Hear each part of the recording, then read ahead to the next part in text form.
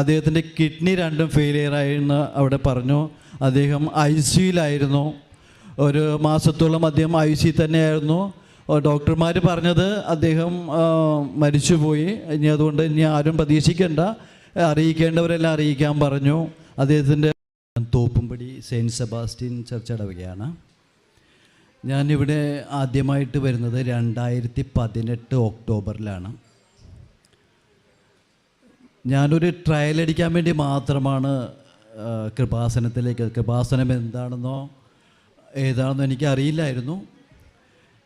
ഞാൻ ഒരു കൺസൾട്ടൻ്റാണ്. എൻ്റെ ഓഫീസ് വൈറ്റിലെയാണ്.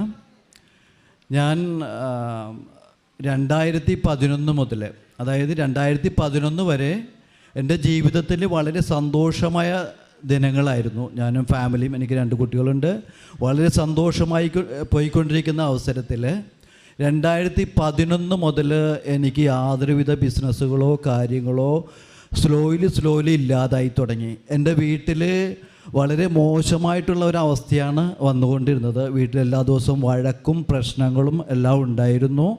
അതോടൊപ്പം തന്നെ എനിക്ക് കിട്ടിക്കൊണ്ട ക്ലയൻസ് കംപ്ലീറ്റ് എനിക്ക് നഷ്ടപ്പെട്ടുകൊണ്ടിരുന്നു. അങ്ങനെ 2011, 12, 2018 വരെ ഞാൻ അനുഭവിക്കാത്ത ദുരിതങ്ങളൊന്നുമില്ല. സാമ്പത്തികമായിട്ട്, മാനസികമായിട്ട്, ശാരീരികമായിട്ട്, വീട്ടിലും ഓഫീസിലും പുറത്തും എല്ലായിടത്തും എന്നെ അവോയ്ഡ് ചെയ്തുകൊണ്ടിരിക്കുകയായിരുന്നു. അങ്ങനെ ഞാൻ ഒരു ദിവസം തൃപ്പൂണിത്തുറ പോയിട്ട് വരുന്ന വഴിക്ക് 2018 വൈറ്റിലയിലുള്ള സെയിൻറ്റ് റാഫേൽ ചർച്ചിലൊന്ന് യാദൃശ്യമായിട്ട് ഞാൻ കയറിയതാണ്. അവിടെ ഇരുന്ന് ഒരു 10 മിനിറ്റ് ഇരിക്കാമെന്ന് വിചാരിച്ച് കയറിയപ്പോഴേക്ക് കൃപാസനം പത്രം അവിടെ കിടക്കുന്നത് ഞാൻ കണ്ടു.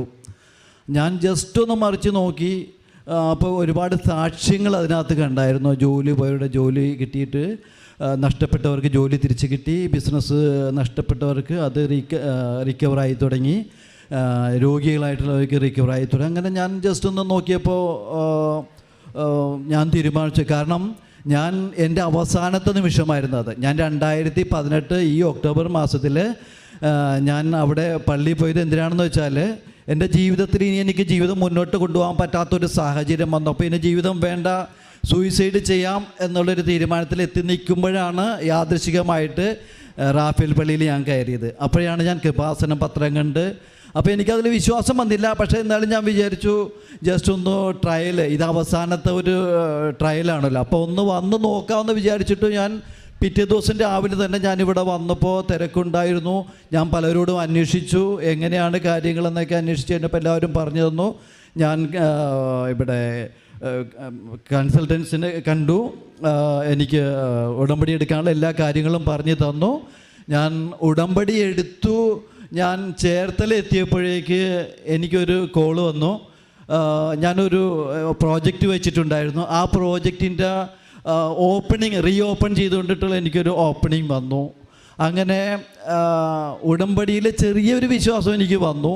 പിന്നെ ഞാൻ ഒരാഴ്ച കഴിഞ്ഞപ്പോഴേക്ക് എനിക്ക് ഫയലുകൾ പാസ്സാകാനുണ്ടായിരുന്നു. എൻ്റെ ഫയലുകൾ ഓരോന്നായി പാസ്സായി. എൻ്റെ വീട്ടിലാണെങ്കിൽ പോലും ഞങ്ങൾ തമ്മിൽ നേരെ കണ്ടു കഴിഞ്ഞാൽ വഴക്കായിരുന്നു. പക്ഷേ അതെല്ലാം റിക്കവറായി വളരെ സമാധാനം വന്നു തുടങ്ങി. ഒരു മാസം കൊണ്ട് എനിക്ക് ഞാൻ വിചാരിച്ചേക്കാനേ ഉപരി, അതായത് എനിക്ക് വിശ്വാസമില്ലാതിരുന്ന കൃപാസനത്തിൽ ഞാൻ 110% വിശ്വാസത്തോടെ ഞാൻ വന്നു തുടങ്ങി എൻ്റെ കാര്യങ്ങൾ. അതായത് ഇതിൻ്റെ 2ാം ജന്മമാണ്. കൃപാസനം മാതാവ് പരിശുദ്ധ അമ്മയുടെ കൃപ ഒന്നുകൊണ്ട് മാത്രമാണ് ഞാനിവിടെ നിങ്ങളുടെ മുന്നിൽ സാക്ഷ്യം പറയാൻ വന്നിരിക്കുന്നത്. ദൈവത്തിൻ്റെ അനുഗ്രഹം ഒന്നുകൊണ്ട് മാത്രം. ഞാൻ പഴയ ഫോമിലായി എൻ്റെ വർക്കുകളും കാര്യങ്ങളും എല്ലാം ഞാൻ പഴയ രീതിയിൽ എനിക്ക് കൊണ്ടുവരാൻ സാധിച്ചു. ഓരോ മാസവും 2-3 പ്രാവശ്യം ഞാനിവിടെ വരും. ഞാൻ വരുന്നത് എൻ്റെ വൈഫിനോട് കൂടി തന്നെ ആയിരിക്കും. ഞാൻ വന്ന് ഇവിടെ നിന്ന് ഇറങ്ങി ചേർത്തലെത്തുന്നതിന് മുന്നേ ഞാൻ വെച്ചിരിക്കുന്ന ഫയലുകൾ ഏതെങ്കിലും ഒരു ഫയൽ എനിക്ക് സാങ്ഷനായിട്ട് എനിക്ക് മെസ്സേജ് വരും. അങ്ങനെ കൃപാസനം പള്ളിയിൽ എൻ്റെ ജീവനുള്ളിടത്തോളം കാലം ഞാൻ ഈ പള്ളിയിൽ, ഈ മണ്ണിൽ ഞാനും എൻ്റെ കുടുംബവും ഇവിടെ വന്ന് എല്ലാ മാസവും ഇവിടെ അങ്ങയുടെ അമ്മയുടെ സന്നിധിയിൽ വന്ന് പ്രാർത്ഥിക്കാറുണ്ട്. എനിക്ക് തന്ന എല്ലാ അനുഗ്രഹങ്ങൾക്കും പരിശുദ്ധ മാതാവിനും തിരുക്കുമാരനും നന്ദി അർപ്പിക്കും. ഇത് 2018 കിട്ടിയ ഒരു അനുഗ്രഹമാണ്. പക്ഷേ ഞാൻ സാക്ഷ്യം പറയാൻ ഒരുപാട് വൈകിപ്പോയി. അമ്മയെ ക്ഷമിക്കുക. രണ്ടാമത് എൻ്റെ മോള്, ഞാൻ കഴിഞ്ഞ 2 മാസം മുന്നേ എൻ്റെ ഉടമ്പടി പുതുക്കിയപ്പോഴേക്ക് എൻ്റെ മോൾക്ക് ഒരു റിസർച്ചിന് അഡ്മിഷന് വേണ്ടിയിട്ട് ട്രൈ ചെയ്തിട്ട് 1.5 വർഷമായിട്ട് കിട്ടാതിരിക്കുകയായിരുന്നു. ഒരുപാട് സ്ഥലങ്ങളിൽ മോളോടൊപ്പം ഉണ്ടായിരുന്ന എല്ലാവരും കയറിയിട്ടും എൻ്റെ മോൾക്ക് അഡ്മിഷൻ കിട്ടിയില്ല.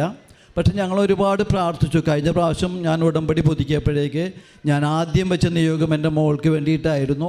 ആ നിയോഗത്തിൽ കേന്ദ്ര government Indian institute of IITM എൻ്റെ മോൾക്ക് അഡ്മിഷൻ ഓൾ ഇന്ത്യ ലെവലിൽ ആയിരക്കണക്കിന് കുട്ടികൾ എഴുതിയ എക്സാമിൽ എൻ്റെ മോൾക്ക് 3ാം റാങ്ക് ആയിരുന്നു. അതോടൊപ്പം തന്നെ എൻ്റെ മോൾ ഈ ഒരു വാക്കൻസി അവിടെ ഇല്ലായിരുന്നു. ഞാൻ ഈ ഉടമ്പടി 3 മാസത്തിനുള്ളിൽ പുതുക്കിയതിനിടയിൽ കേന്ദ്ര ഗവൺമെൻറ് പുതിയൊരു തീരുമാനമായിരുന്നു, പുതിയൊരു പ്രോജക്റ്റ് ഓപ്പൺ ചെയ്യാൻ വേണ്ടിയിട്ട്. അങ്ങനെ എൻ്റെ മോൾക്ക് IITM കഴിഞ്ഞ മാസം അവിടെ ജോയിൻ ചെയ്യാൻ പറ്റി. അതോടൊപ്പം തന്നെ എല്ലാ മാസവും 40,000 രൂപ സ്റ്റൈഫൻഡോട് കൂടി എൻ്റെ മോൾക്ക് വിത്ത് ഓൾ ഫെസിലിറ്റി എൻ്റെ മോൾക്ക് അവിടെ അഡ്മിഷൻ കിട്ടി. പരിശുദ്ധ അമ്മയ്ക്ക് 1000 നന്ദി അർപ്പിക്കുന്നു. മൂന്നാമത്തെ ഒരു കാര്യം, എൻ്റെ ഒരു സുഹൃത്തുണ്ട്, അദ്ദേഹം UK ഡെന്നിച്ചൻ. അദ്ദേഹവും ഫാമിലിയും UK പോയിട്ട് ഇപ്പോൾ 1 വർഷമാകുന്നു. അദ്ദേഹം പോയതിന് ശേഷം അദ്ദേഹത്തിന് അവിടെ ഒരു ഹോസ്പിറ്റലൈസേഷൻ ഉണ്ടായിരുന്നു. ഹോസ്പിറ്റലിൽ ചെന്ന് കഴിഞ്ഞപ്പോൾ അദ്ദേഹത്തിൻ്റെ കിഡ്നി 2ഉം ഫെയിലിയറായെന്ന് അവിടെ പറഞ്ഞു. അദ്ദേഹം ICUലായിരുന്നു. 1 മാസത്തോളം അദ്ദേഹം ICU തന്നെയായിരുന്നു. ഡോക്ടർമാർ പറഞ്ഞത് അദ്ദേഹം മരിച്ചുപോയി, അതുകൊണ്ട് ഇനി ആരും പ്രതീക്ഷിക്കേണ്ട, അറിയിക്കേണ്ടവരെല്ലാം അറിയിക്കാൻ പറഞ്ഞു. അദ്ദേഹത്തിൻ്റെ വൈഫ് എപ്പോഴും നമ്മളുമായിട്ട് കമ്മ്യൂണിക്കേറ്റ് ചെയ്തുകൊണ്ടിരുന്നു. അങ്ങനെ ഞാൻ ഇവിടെ കൃപാസനത്തിൽ ഇവിടെ വന്ന്, ഞാൻ ഇടയ്ക്കിടയ്ക്ക് 1 മാസത്തിൽ 3-4 പ്രാവശ്യം ഇവിടെ വരും. അങ്ങനെ വന്ന് ഞാൻ അമ്മയോട് ഞാൻ പ്രാർത്ഥിച്ചു. അദ്ദേഹത്തിന് ഡെന്നിച്ചനെ രക്ഷപ്പെടുത്തണമെന്ന് ഞാൻ പ്രാർത്ഥിച്ചു. ഞാൻ സാക്ഷ്യം പറയാവുന്ന ഏറ്റതിൻ്റെ ഫലമായിട്ട് ഞാനിവിടെ വന്നു. 5 ദിവസം കഴിഞ്ഞപ്പോൾ ഡെന്നിച്ചൻ മെഡിസിൻസ് എടുത്ത് തുടങ്ങി, റിക്കവറായി തുടങ്ങി. അങ്ങനെ 1 മാസത്തിന് ശേഷം ഇപ്പോൾ അദ്ദേഹം വളരെ സന്തോഷത്തോടെ, മരിച്ചുപോയി എന്ന് പറഞ്ഞ ആ വ്യക്തി വളരെ സന്തോഷത്തോടെ ഫാമിലിയായിട്ട് അവിടെ ജീവിക്കുന്നു. പരിശുദ്ധ അമ്മയ്ക്ക് 1000 നന്ദി അർപ്പിക്കുന്നു. 4ാമത്തെ കാര്യം 2018 തന്നെ സംഭവിച്ചതാണ്. ഞാനിവിടുന്ന് ഉടമ്പടി പുസ്തകം കൊണ്ടുപോയി എൻ്റെ ഒരു ക്ലയൻറ്റിന് കൊടുത്തു. അദ്ദേഹം എന്നോട് പറഞ്ഞു, എൻ്റെ കല്യാണമൊന്നും നടക്കുന്നില്ല, 47 വയസ്സായി. അങ്ങനെ എനിക്ക് വേണ്ടി പ്രാർത്ഥന വന്നപ്പോൾ ഞാൻ പറഞ്ഞു, ഇവിടെ വന്ന് ഉടമ്പടി എടുക്കണം. ഉടമ്പടി എടുക്കേണ്ട കാര്യങ്ങളൊക്കെ ഞാൻ പറഞ്ഞു കൊടുത്തു. അങ്ങനെ അദ്ദേഹം ഇവിടെ വന്ന് ഉടമ്പടി പത്രം കൊടുത്തതിൻ്റെ ഫലമായിട്ട് ഇവിടെ വന്ന് ഉടമ്പടി എടുത്തു. 1 മാസം കഴിഞ്ഞപ്പോൾ അദ്ദേഹത്തിന് ഒരു പ്രപ്പോസൽ വന്നു. അദ്ദേഹം ഒരു അഡ്വക്കേറ്റിനെ വളരെ നല്ല രീതിയിൽ കല്യാണം കഴിച്ച് വളരെ സന്തോഷമായിട്ട് ഇപ്പോൾ ജീവിക്കുന്നു. അദ്ദേഹത്തിൻ്റെ ബിസിനസ്സും വളരെ നല്ല രീതിയിൽ ഉടമ്പടി എഴുത്തിൻ്റെ ഫലമായിട്ട് വളരെ നല്ല രീതിയിൽ പോകുന്നു. പരിശുദ്ധ അമ്മയ്ക്ക് 1000 നന്ദി. 5ാമത്തെ കാര്യം, എനിക്ക് ഈ ചെവിയിൽ ഭയങ്കര ചൊറിച്ചിലായിരുന്നു. ഞാൻ പല ENTകളെയും കണ്ടു സംസാരിച്ചു, മെഡിക്കൽ ടെസ്റ്റ് അങ്ങനെയുള്ള 4-5 ENTയെ കണ്ടിട്ട് പോലും എനിക്ക് അതിനൊരു മെഡിസിൻസ് തിരികെ മാത്രമേ ഉള്ളൂ. പക്ഷേ അതിന് അസുഖം മാറിയിട്ടില്ലായിരുന്നു. ഞാനിവിടെ പരിശുദ്ധ അമ്മയുടെ തൈലം എല്ലാ ദിവസവും രാവിലെയും വൈകിട്ടും അപ്ലൈ ചെയ്ത് കഴിഞ്ഞപ്പോഴേക്ക് ഞാനറിയാതെ തന്നെ എൻ്റെ ആ ഒരു ചൊറിച്ചിൽ ഓട്ടോമാറ്റിക്കലായി അത് മാറി. ഞാൻ അതിനുവേണ്ടി തന്നെ ഒരു 10-25,000 രൂപയോളം ഞാൻ അതിനുവേണ്ടി ചിലവാക്കിയിട്ടുണ്ടാവും. പക്ഷെ അതെല്ലാം പരിശുദ്ധ അമ്മ വഴി അതെനിക്ക് മാറിക്കിട്ടി.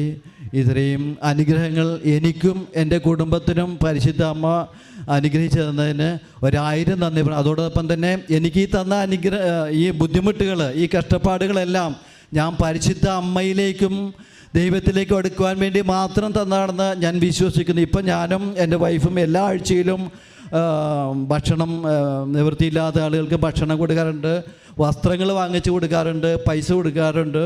ഞങ്ങളെ കൊണ്ട് ചെയ്യാൻ പറ്റുന്ന കാര്യങ്ങളെല്ലാം നമ്മൾ ചെയ്യാറുണ്ട്. അതോടൊപ്പം തന്നെ ഒരു ദിവസം ഞാൻ ഒരു 50 വിശ്വാസ പ്രമാണമെങ്കിലും എനിക്ക് ഓഫീസിൽ സമയം കിട്ടുകയാണെങ്കിൽ ഞാൻ ഏതെങ്കിലും ഒരു പള്ളിയിൽ പോയിട്ട് 50 വിശ്വാസ പ്രമാണം 2 കൊന്ത എല്ലാം ചെല്ലാറുണ്ട്. പിന്നെ വെളുപ്പിന് ഞങ്ങൾ 4:45 എഴുന്നേറ്റ്, അവധി ദിവസമാണല്ലോ, വർക്കിംഗ് ഡേ ആണെങ്കിൽ നമുക്ക് പറ്റത്തില്ല, അവധി ദിവസമാണെങ്കിൽ ഒരു ദിവസം 5 കൊന്ത വെളുപ്പിന് ഞങ്ങൾ ചെല്ലാറുണ്ട്. ബൈബിൾ വായിക്കും. എല്ലാം പരിശുദ്ധ അമ്മ എനിക്ക് തിരിച്ചു തന്നു. വിശ്വാസത്തിലേക്കാണെന്ന് പറയാൻ എന്നെ അനുഗ്രഹിച്ച പരിശുദ്ധ അമ്മയ്ക്ക് 1000 നന്ദിയുടെ പൂച്ചകൾ അർപ്പിച്ചുകൊണ്ട് നന്ദി.